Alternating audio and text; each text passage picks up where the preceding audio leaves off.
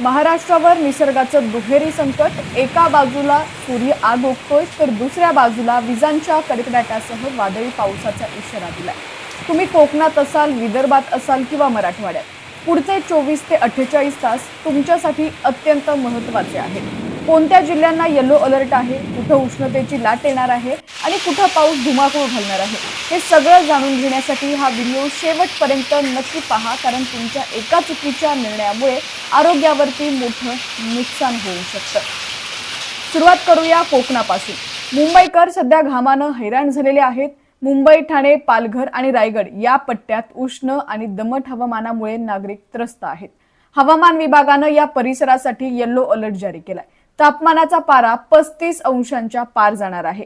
मात्र दक्षिण कोकणात चित्र काहीसं वेगळं आहे। सिंधुदुर्ग जिल्ह्यात पुढील 48 तासांसाठी वादळी पावसाचा इशारा देण्यात आलाय। म्हणजेच एका बाजूला उकाडा आणि दुसऱ्या बाजूला पावसाचं संकट, असं दुहेरी स्थिती कोकणवासियांना अनुभवायला मिळणार आहे। आता वळूया मध्य महाराष्ट्राकडे। कोल्हापूर, सांगली आणि सोलापूरच्या नागरिकांनी सतर्क राहण्याची गरज आहे। इथं केवळ उष्णताच नाही तर ताशी 40 ते 50 किलोमीटर वेगाने वाहणारे सोसाट्याचे वारे आणि विजांच्या कडकडाटासह पाऊस होण्याची दाट शक्यता आहे। कमाल तापमान 38 ते 42 अंशांच्या दरम्यान राहणार असून वादळी पावसामुळे शेतीचं आणि घराचं नुकसान होऊ शकतं। हवामान विभागाने इथंही येलो अलर्ट दिलेला आहे। उत्तर महाराष्ट्रात मात्र पावसाची कोणतीही चिन्ह नाहीयेत। नाशिक, जळगाव, धुळे आणि नंदुरबारमध्ये कडाक्याचं ऊन असेल। तापमान 40 अंशांच्या वर जाईल। जरी कोणताही अधिकृत अलर्ट नसला तरी अंगाची लाही करणाऱ्या या उन्हापासून स्वतःचा बचाव करणं गरजेचं आहे। पण विदर्भाची स्थिती यापेक्षा भयंकर आहे। अकोला, अमरावती आणि वर्धा हे जिल्हे अक्षरशः होरपळून निघणार आहेत। इथं तापमानाचा पारा 42 ते 45 अंशांच्या दरम्यान राहील। विदर्भासाठी येलो अलर्ट असून दुपारी घराबाहेर पडणं टाळाच, असं आवाहन करण्यात आलेलं आहे। मराठवाड्यात आज विचित्र परिस्थिती पाहायला मिळेल।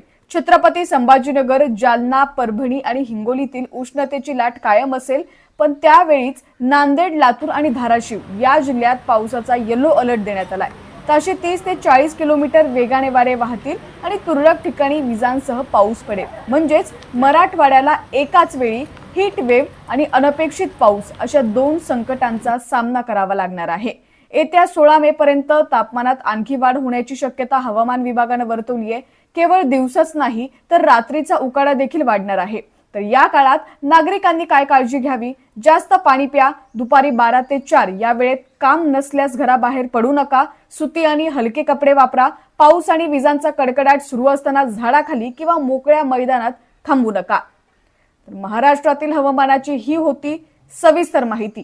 निसर्गाच्या या लहरीपणाचा फटका बसू नये म्हणून सावध राहा आणि ही माहिती तुमच्या मित्र परिवारापर्यंत पोहोचवण्यासाठी हा व्हिडिओ जास्तीत जास्त शेअर करा।